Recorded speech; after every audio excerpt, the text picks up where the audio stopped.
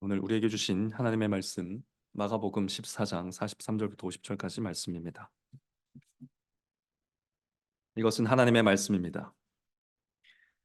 말씀하실 때에 곧 열둘 중에 하나인 유다가 왔는데 대제사장들과 서기관들과 장로들에게서 파송된 무리가 검과 몽치를 가지고 그와 함께 하였더라.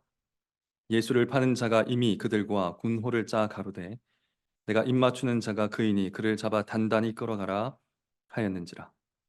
이에 와서 곧 예수께 나와 랍비여 하고 입을 맞추니 저희가 예수께 손을 대어 잡거늘 곁에 서는 자 중에 한 사람이 검을 빼어 대제사장의 종을 쳐 그 귀를 떨어뜨리니라. 예수께서 무리에게 말씀하여 가라사대 너희가 강도를 잡는 것 같이 검과 몽치를 가지고 나를 잡으러 나왔느냐. 내가 날마다 너희와 함께 성전에 있어서 가르쳤으되 너희가 나를 잡지 아니하였도다. 그러나 이는 성경을 이루려 함이니라 하시더라.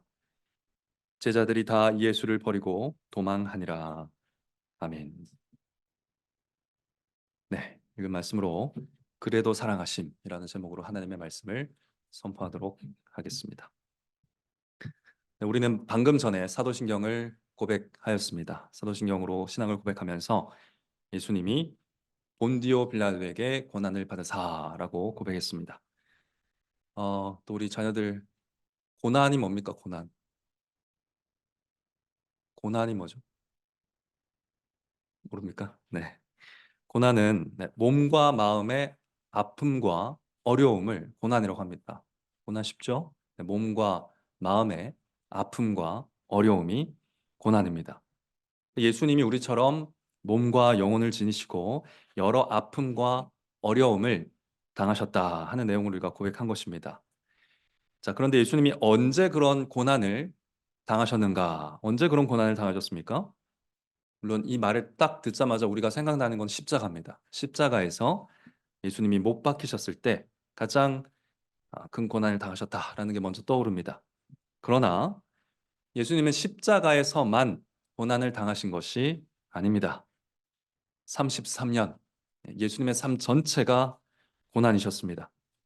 그래서 사도신경은 예수님의 잉태를 고백하고 그 다음에 예수님의 출생을 고백한 이후에 바로 무엇을 고백합니까? 예수님이 고난당하셨다고 고백하는 겁니다. 어, 예수님이 살아갔던 그 33년의 긴 세월이 아무 소용없고 바로 십자가 고난만 중요하다 이 내용이 아니라는 거죠. 네, 출생 이후의 모든 삶이 고난이었고 특히 십자가에서 고난당하셨다고 고백하는 것입니다. 우리의 삶 전체가 고난이듯이 예수님의 삶 전체도 고난이었습니다. 오늘 읽은 본문은 겟세마네 동산에서 예수님이 기도하신 후, 그러니까 지난주일 설교에 이어지는 본문입니다. 기도하신 후에 예수님이 이제 잡혀가시는 과정을 그려주고 있습니다. 이 말씀을 보면 예수님이 살면서 받으신 고난들 가운데 예수님이 33년을 살면서 쭉 받아오신 여러 고난들이 있겠죠. 그 고난들 가운데 사람으로부터 받으신 고난이 어떤 고난이었는지가 아주 축약적으로, 요약적으로 잘 드러나고 있습니다. 우리도 잘 아는 것처럼 사람만큼 우리 영혼을 힘들고 아프게 하는 존재가 없지요. 사람과의 관계에서 지옥을 경험하는 경우가 얼마나 많습니까? 예수님도 그 지옥을 아신다는 겁니다. 예수님도 사람에게 미움을 받으셨고 버림당하셨습니다. 그러니까 오늘 본문에 나타나는 사람에게 받는 고난의 핵심은 미움과 버림입니다. 예수님은 미움당하셨고 버림당하셨습니다. 아무 잘못도 없이 미움받으셨고 버림당하셨습니다. 많은 사랑을 베푸신 사람에게 미움받으셨고 버림받으셨습니다. 심지어 예수님을 가장 싫어하는 사탄과 한편이 된 사람들에게 미움과 버림을 당하셨습니다. 그래도 그들을 사랑하셨습니다. 그래도 사랑하셨습니다. 사람들의 미움과 예수 그리스도의 사랑이 오늘 본문에 잘 나타나고 있습니다. 예수님은 이 예수님을 미워하는 사람, 나를 미워하는 자는 또 내 아버지를 미워한다고 가르치신 적이 있습니다. 예수님을 미워하는 것은 예수님을 보내신 하나님을 미워하는 것입니다. 하나님을 미워하는 것은 무엇입니까? 그것이 바로 죄입니다. 죄지요. 그러니까 오늘 예수님을 미워함으로 하나님을 미워한 사람들이 많이 나타나는데 이 사람들이 결국 알려주는 것은 무엇인가? 죄가 무엇이냐는 겁니다. 죄가. 하나님을 미워하는 죄가 잘 드러나고 있습니다. 그 옛날 에덴 동산에서 하와는 뱀과 한편이 되어서 자신을 창조하고 자신을 그 무엇보다 사랑하시는 하나님을 미워했고요. 그의 명령들을 버렸습니다. 하나님을 미워했고 그래서 그의 명령들을 버렸습니다. 그런데 오늘 본문에서 우리는 똑같은 장면을 목격하게 되는 것이죠. 에덴 동산이 아닌 겟세마네 동산에서 사람들은 모두 사탄과 한편이 되어서 자신을 사랑한 하나님의 아들을 미워하고 그의 말씀을 버립니다. 그 장면을 우리가 오늘 보게 되는 것입니다. 오늘 이런 내용을 가진 이 본문 세 가지 대지로 나눠서 살펴보려고 합니다. 첫째, 그러나 예수님을 미워한 사람들. 그러나 예수님을 미워한 사람들을 살펴보겠습니다. 둘째, 그래도 사랑하신 예수님. 그래도 사랑하신 예수님을 바라보겠습니다. 셋째, 그래서 사랑을 하게 된 우리 교회에 대해서 살펴보고 말씀을 마치도록 하겠습니다. 세 가지 대지로 말씀을 살펴보겠습니다. 첫째, 그러나 예수님을 미워한 사람들을 살펴보겠습니다. 요 그러나 앞에는 무엇이겠습니까? 하나님이 사랑하셨음에도 예수님이 사랑을 베푸셨음에도 불구하고 그러나 예수님을 미워한 사람들입니다. 오늘 본문에 예수님의 사랑을 입었지만 그러나 사탄의 편에 서서 예수님을 미워하고 예수님을 버린 사람들이 가득합니다. 우선 누가 이 겟세마네 동산에 모여 있는지를 함께 말씀을 통해 살펴보겠습니다. 가장 먼저 보이는 사람 누굽니까? 43절 보니까 열둘 중에 하나 누굽니까? 유다입니다. 가롯 유다라고 하는 유다이지요. 예수님이 택하시고 사랑하신 12명의 제자 중에 하나인 유다가 예수님을 잡으러 온 사람들 앞에 대장처럼 서 있었습니다. 유다의 뒤로 누가 보입니까? 검과 몽치를 가지고 선 사람들이 모여 있습니다. 몽치라는 것은 나무 방망이를 얘기하는 거예요. 곤봉을 얘기하는 겁니다. 그것을 들고 선 사람들. 이 사람들은 누굽니까? 대제사장과 서기관들과 장로들이 보낸 사람들이었죠. 이들은 아마 성전을 지키는 성전 경비병, 로마 군사들 포함된 성전 경비병과 또 유대인의 무리였을 것으로 추정이 됩니다. 또 다른 성경에 그렇게 나와 있기도 하죠. 이 대제사장과 서기관들과 장로들이 누굽니까? 이들이 결국 예수님을 못 박게 결정을 하는 산헤드린이라고 불리는 유대 종교 지도자 회의의 구성원들이죠. 네, 유대인들을 실질적으로 다스리는 사람들이라고 할 수 있습니다. 그러니까 나라가 빼앗겼기 때문에 로마의 지배를 받고 있기 때문에 이스라엘이 로마가 세운 분봉왕 혹은 로마 황제를 섬기고 있지만 그들을 실제적으로 하나님을 섬기는 백성으로서 신앙적으로 이끌고 리드하고 다스리는 그런 사람들이 바로 대제사장, 서기관들, 장로들이었죠. 이 유대 민족 역시 얼마나 예수님이 사랑하신 사람들이라고 할 수 있습니까? 예수님이 3년 동안 열심히 복음 사역하신 곳이 다 어떤 지역입니까? 유대 지역입니다. 유대인들 만나러 다니셨습니다. 또 예수님의 제자들도 모두 유대인이죠. 또 부활하신 후에 제자들에게 먼저 복음 전하라 한 지역이 어디였습니까? 너는 예루살렘과 온 유대와 예루살렘과 온 유대와 예수님은 자주 이 종교 지도자들과 부딪히긴 했지만 그 마음 가운데 항상 이들에 대한 사랑이 있었습니다. 이 유대인에 대한 사랑, 하나님의 백성에 대한 사랑, 먼저 하나님의 말씀을 받은 자들에 대한 사랑이 있었던 것이죠. 그런데 그들의 대표인 대제사장들과 서기관들과 장로들이 예수님을 잡으려고 누구를 보냈다? 검과 방망이를 들 사람들을 보냈다는 겁니다. 미움을 받으셨죠.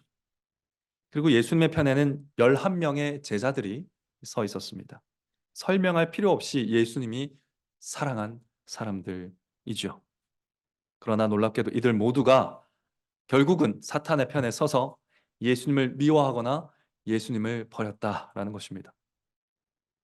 유대 지도자들이 보낸 많은 무리가 칼과 몽둥이를 들고 예수님을 잡으러 왔습니다.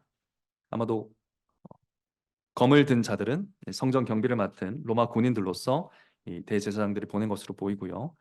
요한복음은 로마 군대의 천부장도 여기에 함께 있었다고 기록을 하고 있습니다. 천부장은 계급이 아주 높습니다. 백부장은 수하가 100명 있는 거고 천부장은 1000명 있는 거거든요. 굉장히 높은 지위를 지닌 군대 장군이 여기 지금 와 있다는 거죠. 거기에 몽둥이를 든 자도 있었습니다. 그러니까 그 규모나 무기나 어떤 상황을 보면 이 사람들이 지금 뭘 하러 여기 온 것 같습니까? 이 무리가 지금 뭘 하러 여기 왔습니까? 전쟁하러 온 것 같지 않습니까? 전쟁하러. 정말 격렬한 전투를 하러 온 사람들처럼 준비를 지금 해서 왔습니다. 그러니까 이를 보신 예수님도 48절에서 뭐라고 말씀하시냐면 너희가 강도를 잡는 것 같이 검과 몽치를 가지고 와서 나를 잡으러 나왔느냐 이렇게 물어보시죠. 여기서 강도라는 거는 그냥 사람 때리고 뭐 사람 해치고 하는 그런 강도를 얘기하는 것이 아니고 반역죄를 지은 반역자를 얘기하는 겁니다. 그 황제에 대해서 반역을 일으킨 그런 사람을 이 수장을 얘기하는 것이죠. 굉장한 큰 범죄를 저지른 자를 잡으러 온 것처럼 그렇게 나를 잡으러 왔느냐 이렇게 물어보신 것입니다. 황제를 대적하여 일어난 반역죄를 잡으러 온 것처럼 우르르 몰려온 것입니다. 이 유대 지도자들은 이때로부터 예수님을 철저히 범죄자로 대합니다. 반역자로 대합니다. 실제로 반역자로 계속 몰아갑니다. 이후에 벌어진 재판에서 예수님께 신성모독 말도 안 되는 죄명을 더 씌워가지고 범죄자로 만들고요.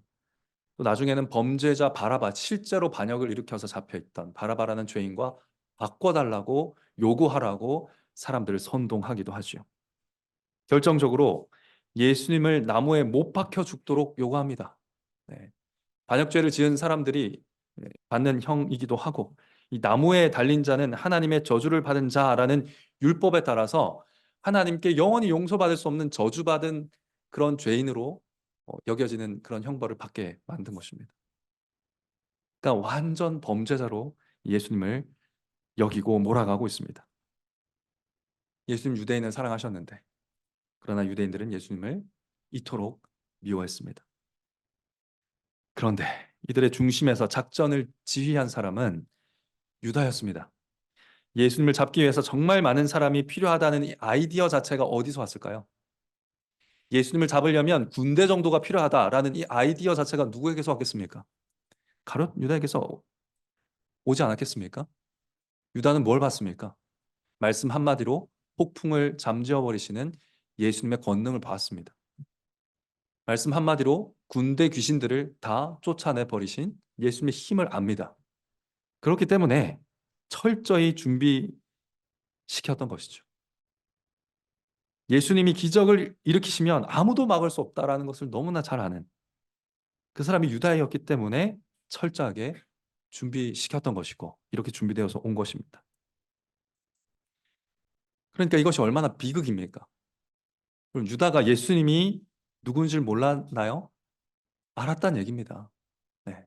그렇게 큰 권능을 가지고 계시고 그렇게 큰 기적을 베푸실 수 있으신 하나님의 아들이라는 것을 알았다는 거예요.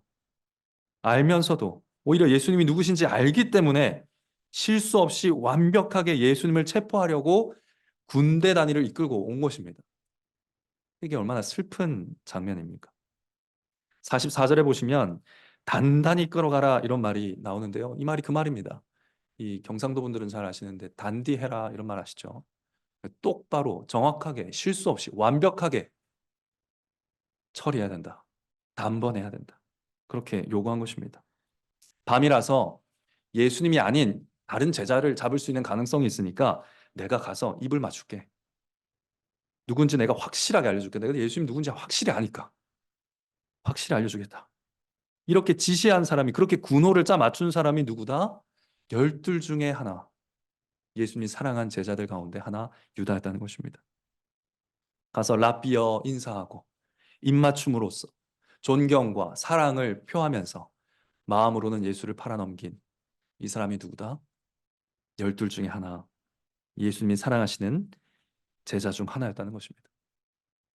예수님은 유다를 사랑하셨습니다. 그러나 유다는 예수님을 버렸습니다. 유다 외 나머지 제자들은 어땠을 것 같습니까? 예수님이 체포되자 제자들 중에 하나가 검을 빼어서 대제사장의 종을 내려칩니다. 그리고 귀가 떨어집니다. 물론 예수님이 그 귀를 고쳐 주시죠. 다른 복음서를 보면 칼을 휘두른 제자의 이름은 베드로입니다. 그리고 귀가 떨어진 사람은 말고라고 불리는 사람이라는 것을 요한복음을 보면 알 수 있습니다. 우리는 이 장면을 보면서 베드로 용감하네 라고 생각할 수 있습니다. 와, 예수님을 지키기 위해서 아무도 안 나서는데 혼자 이렇게 칼을 휘두르고 있으니까 되게 용감한 제자구나 이렇게 생각할 수 있고, 이건 예수님을 지키기 위한 거니까 옳은 행동 아닙니까? 이런 생각을 할 수도 있습니다. 하지만 그렇지가 않습니다. 이 행동은 오히려 베드로가 예수님의 가르침을 중요하게 생각하지 않았기 때문에 할 수 있었던 행동이었습니다. 예수님이 말씀하신 내용에 귀 기울이지 않았기 때문에 할 수 있었던 행동이었습니다. 그럼 베드로가 이 칼을 뽑기 전에 무슨 생각을 했겠습니까? 예수님이 예루살렘에서 장로들과 대제사장들과 서기관들에게 많은 고난을 받고 이제 죽임을 당하게 생겼네. 큰일이네. 이 일이 결코 주님에게 일어나지 않게 내가 만들어야겠다. 내가 칼을 휘둘러서라도 이 일을 막아야겠다 라고 생각하고 칼을 뽑지 않았겠습니까? 근데 예수님이 이미 오래전에 이런 베드로의 생각에 대해서 심히 꾸짖고 가르치신 적이 있습니다. 마태복음 16장 21절부터 나오는 말씀인데요. 이런 가르침입니다. 이때는 언제냐면 베드로가 주는 그리스도시요 살아계신 하나님의 아들이십니다라고 고백한 그때입니다. 이때로부터 예수 그리스도께서 자기가 예루살렘에 올라가 장로들과 대제사장들과 서기관들에게 많은 고난을 받고 죽임을 당하고 제3일에 살아나야 할 것을 제자들에게 비로소 가르치시니 베드로가 예수를 붙들고 가나여 가로되 주여 그리 마옵소서. 주여 그리 마옵소서. 이 일이 결코 주에게 미치지 아니하리이다. 예수께서 돌이키시며 베드로에게 이르시되 사단아 사탄아 내 뒤로 물러가라. 너는 나를 넘어지게 하는 자로다. 내가 하나님의 일을 생각하지 아니하고 도리어 사람의 일을 생각하는도다. 네, 이렇게 꾸짖으신 적이 있습니다. 그러니까 베드로는 예수님 고난 받으시면 안 됩니다 하면서 예수님 꾸짖었어요. 그게 무슨 말입니까? 예수님 그렇게 고난 당하시면 죽으시면 안 됩니다. 예수님은 그런 베드로에게 뭐라고 하셨다? 사탄아, 사탄아 물러가라. 너는 나를 넘어지게 하는 자로다 했습니다. 여러분 예수님이 고난받지 않으시고 죽지 않으시면 무슨 일이 일어날까요? 무슨 일이 일어납니까? 다 죽습니다. 예수님께 속한 예수님의 백성들이 다 죽습니다. 그런 말을 하면 안 되는 것이죠. 아무도 구원받을 수 없습니다. 그러니까 사탄은 구원을 방해하고 하나님의 뜻을 반대하는 존재입니다. 그렇기 때문에 그런 사탄과 베드로가 같은 편에 서서 이야기하는 것처럼 예수님 그러시면 안 됩니다. 십자가 못 박히시면 안 됩니다. 그렇게 하고 있기 때문에 예수님은 사탄아 물러가라 하셨습니다. 이 가르침을 이미 준 바가 있습니다. 그런데 이렇게 알려주신 후로 시간이 흘러 여기 겟세마네에서도 베드로는 변한 게 없는 거죠. 하나님의 일, 구원의 일은 생각하지 않고 사람의 일로 생각해서 예수님 죽으면 안 돼 이것만 생각해서 칼을 휘둘러 버린 겁니다. 여러분 이게 귀가 잘린 것이 얼마나 다행스러운 일인지 아십니까? 만약에 말고 이게 귀를 자르려고 휘둘렀을까요? 죽이려고 했지 않겠습니까? 만약에 말고가 죽기라도 했으면 어떻게 됐을까요? 예수님 곁에 있던 제자들도 그 자리에서 잡혀서 예수님 십자가 못 박히실 때 그 곁에 다 달려 있었겠죠. 한 무리니까요. 실제로 살인 사건이 일어났으니까요. 그러니까 이것은 이 구원 역사로 봤을 때 큰 위기를 초래할 수 있었던 일을 예수님께서 막으셨다고밖에 볼 수 없는 사건입니다. 그러니까 예수님이 부활하신 이후에 성령을 받고 교회를 세우고 복음을 전파해야 할 이 제자들이 다 혹은 일부가 예수님과 함께 죽을 수도 있었다는 겁니다. 그러니까 이 예수님의 제자 공동체에 큰 위기를 초래할 수 있었던 것이 바로 칼부림입니다. 예수님을 위한다고요? 그렇게 말할 수가 없는 것이죠. 유다가 예수님을 배신하고 팔아 넘겼다면 베드로는 예수님의 가르침을 버렸습니다. 그 정도로 교만한 행동이 칼부림이었습니다. 결국 베드로는 달아났고 50절 말씀처럼 제자들도 모두 예수님을 버리고 달아났습니다. 그렇게 예수님은 사랑하는 자들에게 버림을 당하셨습니다. 각자가 예수님을 미워하고 버렸고요. 각각이 다 사탄과 연루되어 있습니다. 여러분 궁금하지요? 이들은 왜 이렇게 예수님을 미워하고 또 버리기까지 했습니까? 이들은 자신을 사랑하였기 때문입니다. 자기를 사랑하였기 때문에 자기를 사랑해서 예수님을 미워하고 버린 겁니다. 권위 있는 말씀으로 가르치시는 예수님이 예루살렘에 등장한 이후에 유대 지도자들은 사람들의 존경을 잃어버리기 시작했습니다.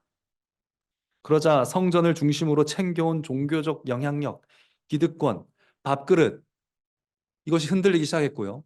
빼앗기기 시작했습니다. 위기를 느낀 겁니다. 다 죽게 생겼습니다. 장사를 못하게 생겼어요. 실제로 예수님이 성전에서 장사하는 거 다 엎어버리셨죠. 장사를 못하게 생겼습니다. 그래서 유대 종교 지도자들은 예수님을 범죄자로 만들어서 살 길을 찾은 거죠. 자기를 사랑해서 기득권을 수호하려고 예수님을 그 의인이신 예수님, 죄가 없으신 예수님을 범죄자로 만들어서 살 길을 찾은 것입니다. 유다는 예수님이 받으셨던 마귀의 세 번째 시험을 받아서 거기서 실패하고 말았습니다. 마귀에게 한 번 절하고 자기가 원하는 모든 것을 얻는 쪽을 선택한 것입니다. 자기 유익을 사랑해서, 즉 자기를 사랑해서, 자기 배를 사랑해서 입맞춤 하나에 예수님을 팔아 넘긴 것이죠. 베드로 역시 자기 주장, 자기 감정, 자기 의, 자기가 의롭다고 생각하는 것을 하나님, 예수님의 말씀보다 더 사랑했습니다. 더 옳다고 여겼습니다. 교만하여서 예수님의 가르침보다 자기 행동이 더 옳다고 판단하면서 예수님의 복음뿐 아니라 이 곁에 있던 제자들까지 큰 위험에 빠뜨릴 뻔했던 것이죠. 그런 행동을 그냥 해버립니다. 자신을 하나님보다 사랑하는 죄인들을 예수님은 사랑하라고 오셨습니다. 이렇게 이 겟세마네 동산에서 여러 사람들이 보여준 것처럼 자기를 하나님보다 사랑하는 사람들, 자기를 예수님의 가르침보다 사랑하는 사람들, 자기를 예수님보다 사랑하는 사람들, 그 사람들을 사랑하라고 오셨기 때문에 예수님은 이 땅에 계시는 동안 고난을 당하실 수밖에 없었습니다. 우리가 하나님을 사랑할 수 없는 죄인이고 마귀의 편에 서서 스스로를 높이기 원하는 그런 죄인이기 때문에 그리스도는 미움을 받으시거나 버림을 당하셨던 것입니다. 예수님의 전생에는 이와 같이 하나님의 아들에 대한 사탄의 적대감을 죄인들을 통해서 늘 경험하는 삶이었습니다. 죄인들을 통해서 이 여자의 후손을 죽이려 하는, 여자의 후손을 망하게 만들려고 하는 이 사탄의 적대감을 예수님 만나는 사람들마다, 만나는 모든 죄인들에게서 그 사탄의 적대감을 경험하는 삶이었다는 것이죠. 이것이 예수님이 전생에 동안 받으신 고난의 모습입니다. 자, 이렇게 예수님이 고난을 당하셨는데 사람들이 예수님을 미워하고 버렸는데 예수님께서 이 고난 중에 하신 일은 무엇입니까? 그래도 사랑하셨습니다. 말씀에 약속된 그대로 구약 성경 내내 하나님께서 말씀하신 그대로 여전히 자기 백성을 사랑하셨습니다. 이것이 우리가 둘째로 살펴볼 내용입니다. 그래도 사랑하신 예수님, 그분에 대해서 함께 생각해 보도록 하겠습니다. 사실 오늘 본문을 보면 예수님이 뭘 하셨는지는 잘 안 나타나는 것 같습니다. 잘 보이지가 않죠. 말씀을 이렇게 한마디 하셨는데 너희가 강도를 잡는 것 같이 검과 몽치를 가지고 나를 잡으러 나왔느냐. 내가 날마다 너희와 함께 성전에 있어서 가르쳤을 때 너희가 나를 잡지 아니하였도다. 그러나 이는 성경을 이루려 함이니라 하시더라. 이 말씀을 하셨지요. 그러니까 그저 말씀을 이루기 위해서 지금 일어나고 있는 이 모든 일이 일어나도록 허락하고 계신 것 외에는 하신 일이 없는 것처럼 보입니다. 예수님은 검과 방망이를 들고 온 무리를 기적으로 물리치지 않았습니다. 걱정했던 일은 안 일어났습니다. 예수님 당신을 잡아가시도록 자신을 그냥 내어 주신 것이죠. 이 병행 본문들을 살펴보니까 칼을 휘두르는 베드로에게 도로 칼을 꽂으라 이렇게 말씀하셨고요. 말고의 기도 고쳐 주셨습니다. 내가 이 잔을 다 마시겠다. 아버지께서 주신 잔을 내가 마시지 않겠느냐 하시면서 끝까지 고난을 당하시겠다. 내가 기쁘게 이 길을 걸어가겠다 말씀하시고 하나님의 말씀을 이루어야겠다고 말씀하셨습니다. 그렇게 스스로 잡혀가게 하신 것이 바로 오늘 이 본문에서 예수님이 하신 일입니다. 그럼 예수님은 그렇게 자신을 내어줌을 통해서 어떤 말씀을 이루고 계실까요? 이사야 53장 12절 말씀을 이루고 있다고 볼 수 있는데 그 말씀이 이렇게 되어 있습니다. 이는 그가 자기 영혼을 버려 사망에 이르게 하며 범죄자 중 하나로 헤아림을 입었습니다. 그러나 실상은 그가 많은 사람의 죄를 지며 범죄자를 위하여 기도하였느니라 하시니라.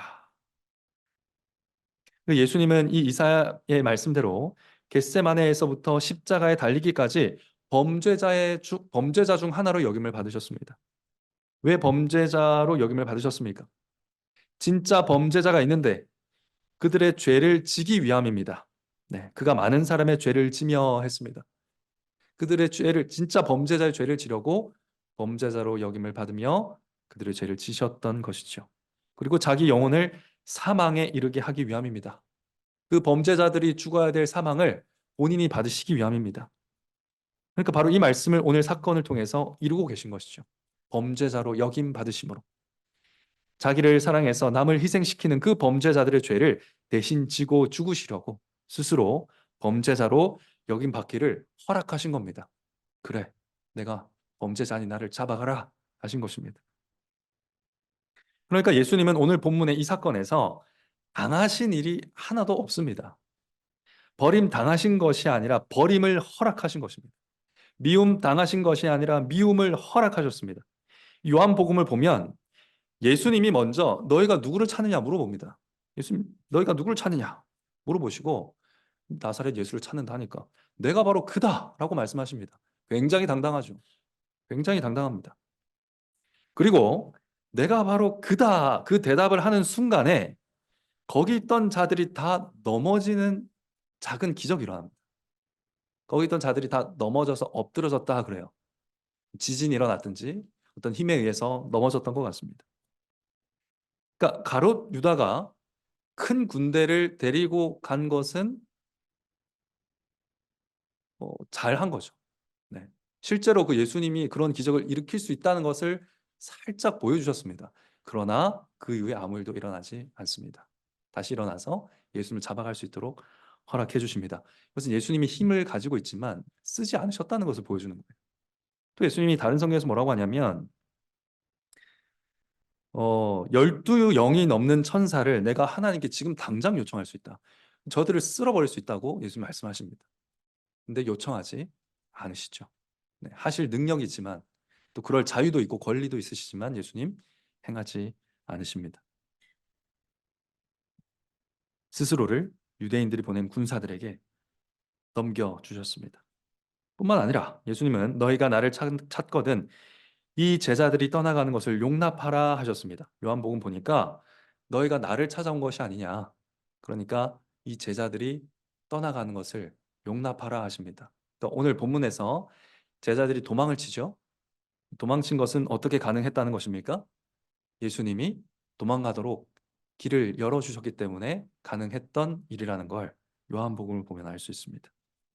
예수님은 제자들이 자신을 버리도록 허락하신 겁니다. 버림 당하신 것이 아니라요. 그러니까 모든 일이 지금 예수님이 아무것도 안 하신 것 같고 잡혀가는 것 같은 이 사건에서 모든 일이 예수님의 허락 가운데 일어나고 있습니다. 유대 지도자들이 예수님을 잡아갈 수 있었던 것도, 유다가 예수님을 팔아넘길 수 있었던 것도, 제자들이 예수님의 가르침을 버리고 예수님을 떠나서 도망칠 수 있었던 것도 모두가 예수님의 허락 가운데 일어났던 일이라는 겁니다. 그렇게 범죄자로 여겨져서 죽임을 당하는 모든 과정에서도 예수님은 실제로 죄를 범하고 있는 자들을 위해서 기도하며 그들을 사랑하신다는 것을 나타내 보여주셨습니다. 자기 영혼을 버리시면서 자기를 미워하고 버리는 자들을 사랑하셨습니다. 그것이 하나님이 구약 성경 내내 약속해 오신 그런 말씀이기 때문에 약속하신 바를 그대로 지키신 것입니다. 그 약속을 지키러 이 땅에 오신 분이 예수님이기 때문에 그 약속을 끝까지 지키신 것입니다. 여기서 우리는 희한한 사랑을 발견합니다. 이 세상에 없는 사랑이죠.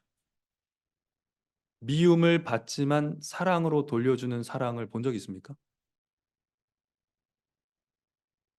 이처럼 미움을 받는데 자기 생명을 내어놓는 그런 사랑을 여러분은 본 적 있습니까? 여러분은 교회에서 쭉 자라오셨기 때문에 예수님을 잘 알기 때문에 그런 사랑을 되게 흔한 것처럼 생각하실 수 있는데 이 세상에 어디에 이런 사랑이 있습니까?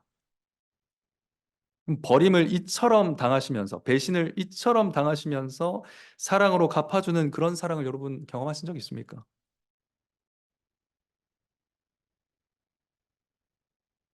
예수님은 이 사람들이 자기를 버릴 줄도 아셨고요. 미워할 줄도 아셨습니다. 그래도 영혼을 버리기까지 그들을 사랑하신 겁니다. 예수님은 종교 지도자들로 인해서 강도의 굴혈이 되어버린 성전이라도 떠나지 않으셨다 그러죠. 오늘 말씀을 보니까 내가 성전을 떠나지 않으면 날마다 너희와 함께 했다 그러죠. 성전에서 날마다 너희와 함께 하시는 하나님 뭡니까? 임마누엘, 임마누엘. 강도의 구별이 된 성전을 임마누엘 하나님으로서 지키고 계셨습니다. 그 죄인들의 곁을 떠나지 않으셨다는 겁니다. 계속 사랑하고 계셨다는 것이죠.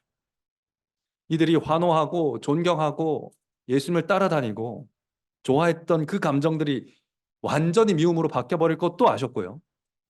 제자들의 이 충성이 하룻밤 만에 버려질 것도 아셨습니다. 하룻밤이 뭡니까? 지금 이 겟세마네 오기 전에 이들이 다 맹세했어요. 예수님 버리지 않겠습니다. 전 끝까지 예수님과 함께 하겠습니다. 겟세마네 오기 전에 말한 내용입니다. 그러나 그것을 바로 뒤집어 버릴 것을 예수님 아셨습니다. 그래도 사랑하셨습니다.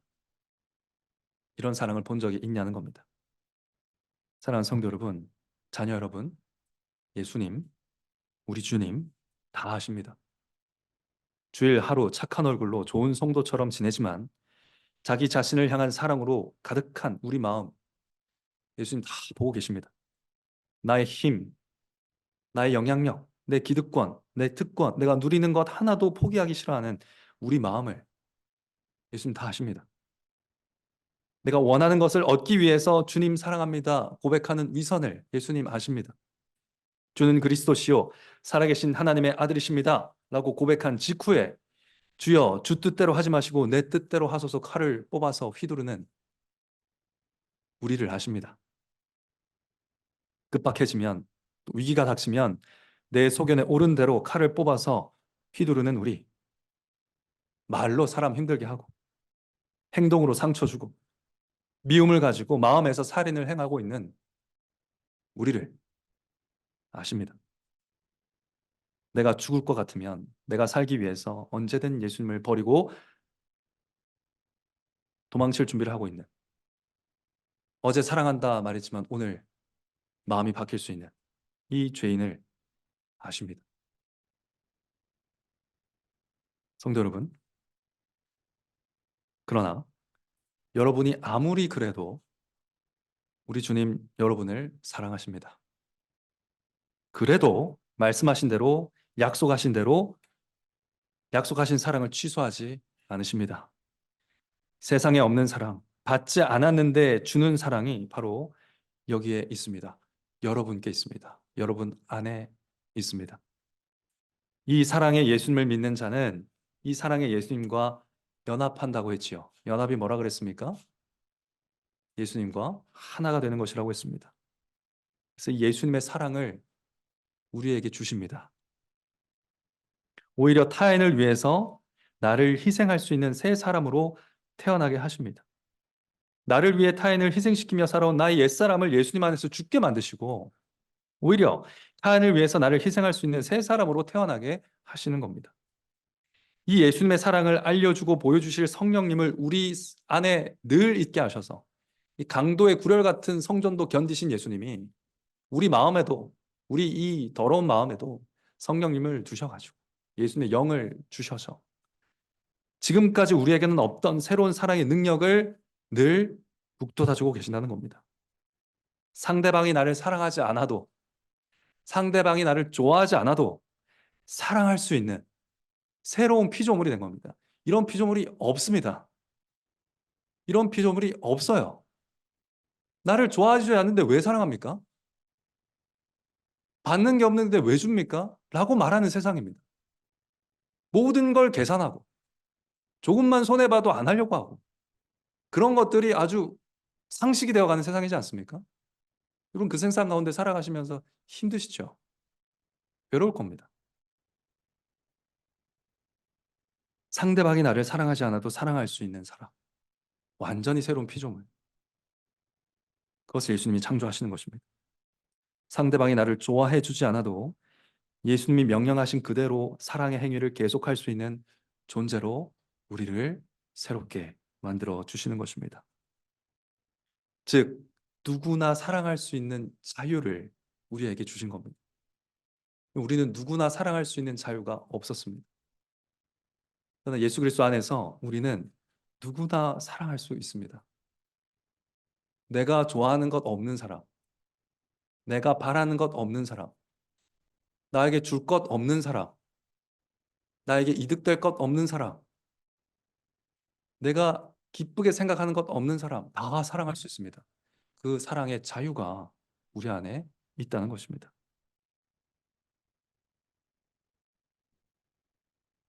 사랑할 수 있는 자유를 진리이신 주님께서 우리에게 허락하셨습니다. 진리가 우리를 자유케 한 것이죠. 셋째로, 그래서 이제는 사랑하게 되었습니다. 저와 여러분은 예수 그리스도 안에서 사랑하게 되었습니다.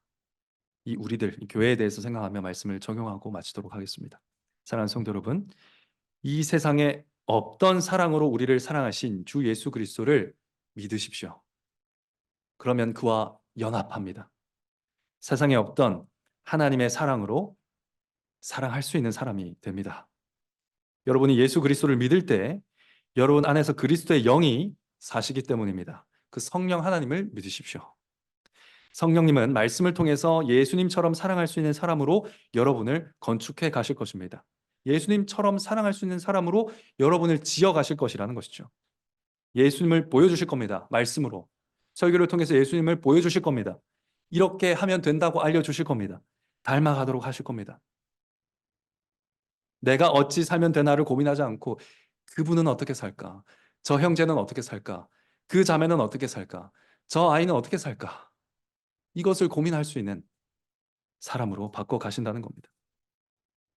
내가 죄인임에도 의롭다 하시고 용납하시는 예수님을 보여주시면서 용서를 배우게 하십니다. 당신이 그랬기 때문에 내가 사랑할 거야. 네가 그렇게 하면 나도 사랑할게. 이렇게 말하는 옛사람은 점점 죽어가게 하실 겁니다. 성령님이요. 네가 아무리 그래도 내가 용서해 줄게. 당신이 아무리 그래도 사랑하겠습니다. 이렇게 말하는 새 사람으로 점점 살아갈 수 있도록 만들어 주실 겁니다. 성령님이요. 내 기호에 상관없이 누구나 사랑할 수 있는 자유를 조금 더 넓혀가게 될 것입니다. 성령님이 그렇게 하실 겁니다. 그렇게 남편과 아내를 대하고 그렇게 자녀를 양육하게 하실 것이며 그렇게 우리가 만나는 이웃과 친구와 동료들을 사랑으로 대할 수 있게 만드실 것입니다. 이렇게 건축되는 삶이 우리를 위하여 고난받으신 그리스도를 믿는 믿음 위에 세워질 것입니다. 성령님께서 하실 것입니다. 믿으시기 바랍니다. 아버지께서 말씀을 주셔서 하게 하실 것입니다. 믿으시기 바랍니다. 예수 그리스도를 보게 하셔서 이 일을 이루실 것입니다. 믿으시기 바랍니다. 삼위 하나님을 믿으십시오. 이 말도 안 되는 일이 벌어지는 이 현장에서 오직 예수님만 약속하신 사랑을 이루고 계셨고요. 성령님이 성경에 기록하게 하신 하나님의 약속을 이루고 계셨습니다. 그 말씀을 이루는 약속대로 사랑하는 그 삶은 삼위 하나님을 의지하는 자에게만 가능한 삶입니다. 약속하신 분이 하나님이시므로 그리스도를 믿는 자는 반드시 성령 안에서 사랑할 수 있는 거룩한 삶으로 돌이키게 될 것입니다. 삼위 하나님을 믿으시기 바랍니다. 그리고 믿는 가운데 이러한 변화가 일어날 것을 소망하시면서 주 예수 그리스도를 사랑하십시오. 범죄자 취급받으시며 진짜 범죄자를 구원하신 의로우신 그리스도를 사랑하는 교회가 되기를 간절히 바랍니다. 능력이 있으셨지만, 천사를 요청할 수 있으셨지만 사랑하기 위해서 참으신 분을 닮아가는 교회가 되기를 간절히 바랍니다. 여러분, 우리가 다 할 수 있죠. 우리 다 능력 있죠.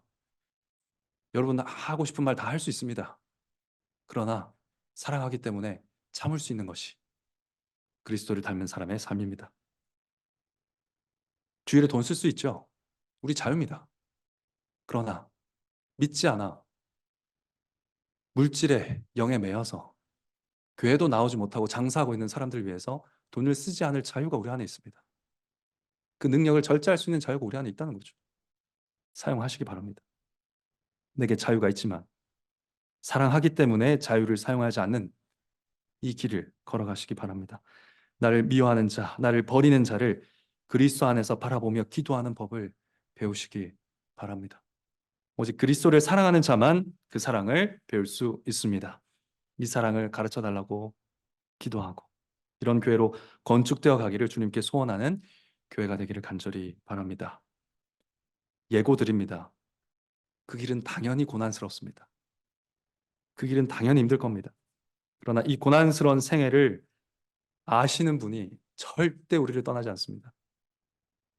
이 고난스러운 생애를 뱃속부터 죽을 때까지 경험해 보신 분이 결코 우리를 떠나지 않습니다. 그러니까 안심하시기 바랍니다. 안 죽습니다. 우리는 사랑하다 안 죽습니다. 사랑해도 됩니다. 죽어도 부활하게 하실 거 믿으시면서 죽도록 사랑하시기 바랍니다. 주님과 함께 걷는 그 길은 참으로 기쁘고 그래서 만족스러운 길이 될 것입니다. 믿으며 구원으로 인도하는 이 좁은 길을 함께 걸어가는 광교장로교회 되기를 성부와 성자와 성령의 이름으로 간절히 축원합니다. 함께 기도하겠습니다.